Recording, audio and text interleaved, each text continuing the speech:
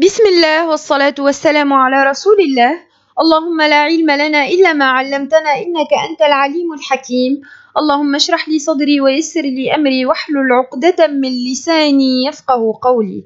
أبنائي طلاب الصف الثاني، السلام عليكم ورحمة الله وبركاته.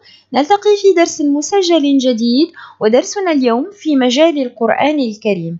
قبل البداية أود أن أذكركم أبنائي بآداب تلاوة القرآن الكريم. أولا، يجب علي أن أحب القرآن الكريم وأعظمه لأنه كلام المولى عز وجل. ثانيا، أحافظ على القرآن الكريم. ثالثا، أتوضأ قبل قراءة القرآن. رابعا، أحسن الاستماع إلى القرآن الكريم. وخامسا، أحسن تلاوة القرآن الكريم. درسنا اليوم هو تعزيز لسورة الإخلاص استعدادا لاختبار التسميع الذي سنجريه لاحقا.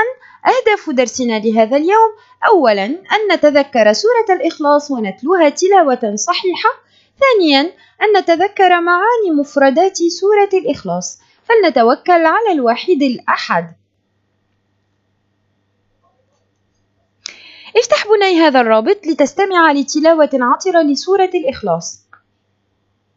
بسم الله الرحمن الرحيم. قل هو الله أحد الله الصمد لم يلد ولم يولد ولم يكن له كفوا أحد. كرر التلاوة مرات ومرات حتى تتقن الحفظ يا بني. نمر الآن إلى النشاط الأول، وكنا قد حللناه سابقا، لكن لنستحضر مع بعضنا الحل.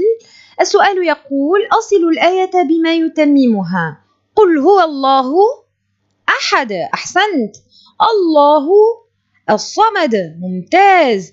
لم يلد ولم يولد، بارك الله فيك يا بني، إجابات متأكدة أنها سليمة.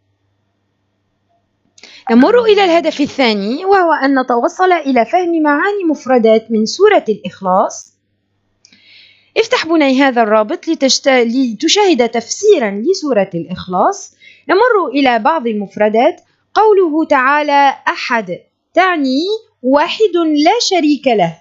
قوله الصمد تعني الذي تقصده الخلائق في حوائجها.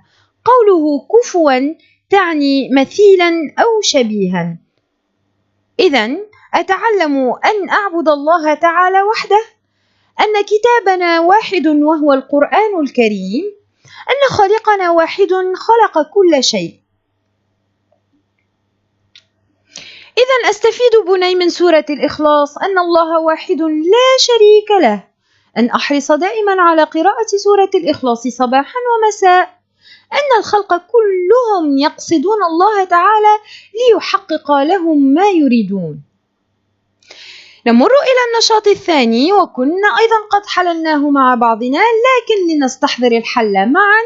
السؤال يقول: أرتب الآيات حسب ورودها في السورة وأكتب الأرقام من 1 إلى 4. الآية الأولى: أحسنت، قل هو الله أحد. الثانية: الله الصمد. الثالثة: لم يلد ولم يولد. الرابعة: ولم يكن له كفوا أحد. بارك الله فيك يا بني. وبهذا نكون قد وصلنا لنهاية درسنا. لا تنس بني أن تكرر السورة الكريمة حتى تتقن حفظها، أن تتمعن في معاني المفردات حتى لا يغيب عنك التفسير. وفي الأخير ما بقي لي إلا أن أستودعكم الله الذي لا تضيع ودائعه، والسلام عليكم ورحمة الله وبركاته.